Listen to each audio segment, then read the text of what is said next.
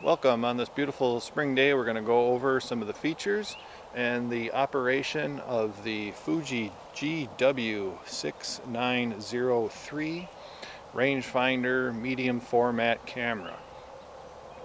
It's very large. It's sometimes referred to as the Texas Leica, and it's a very nice camera, and let's find out how it works.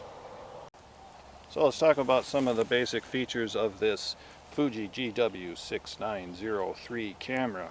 It's a roll film camera that shoots 6 by 9 centimeter size negatives or transparencies. It takes 120 film. There used to be an obscure 4 exposure that was sometimes used in Asia. You probably never encounter that. What you'll most often use now is 120 roll film, which gives you 8 6 by 9 exposures, and becoming increasingly uncommon these days is 220 roll film, which would allow you to get 16 big 6 by 9 exposures on there. You can adjust the pressure plate just by pushing this button and then changing this dial. This has a indicator for what exposure number that you're on. There's the film winder, the shutter release button with cable release threads, a level, a hot shoe for a flash. And so that's the top of the camera.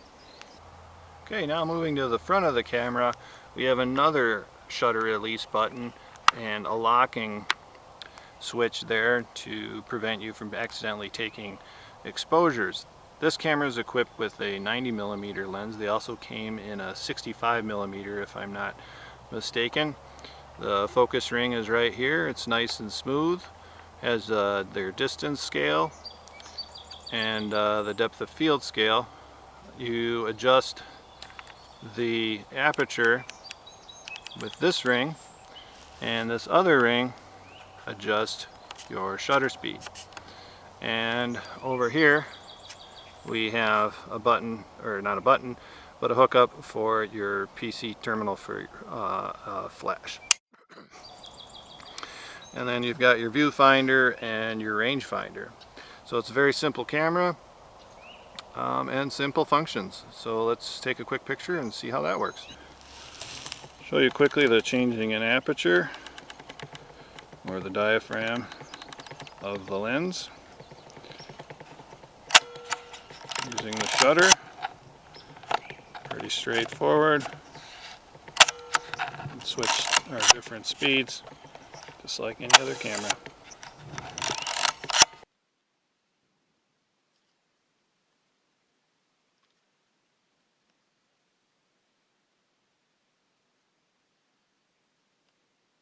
Focus and compose your photo through the viewfinder. Set your aperture and shutter right on the lens and take your picture. Of course, you'll have to unlock it through the front. And there you go. The biggest downfall of here is on this camera is there's no integrated light meter, so you'll have to use some sort of incident or spot meter, or lately I've been using an app on my cell phone to get the proper exposure.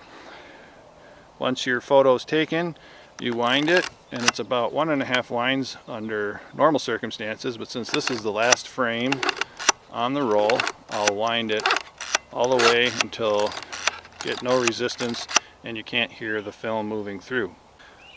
So we finished our roll. To open the back of the camera, pull this and it pops right open. To get the spool out, push this button and finagle that out. Wrap this around your 120 roll, hold that nice, give it a good lick, and pop that in your pocket. Alright, well, we've got our exposed roll out, and so now we've got to switch these spools around. So this spool pops out like so, and this becomes the take-up spool, like so. Now there's a button under here that locks it into place. Okay, now we get our new roll of film. We unwrap it from the packaging, undo it there, rip that off, and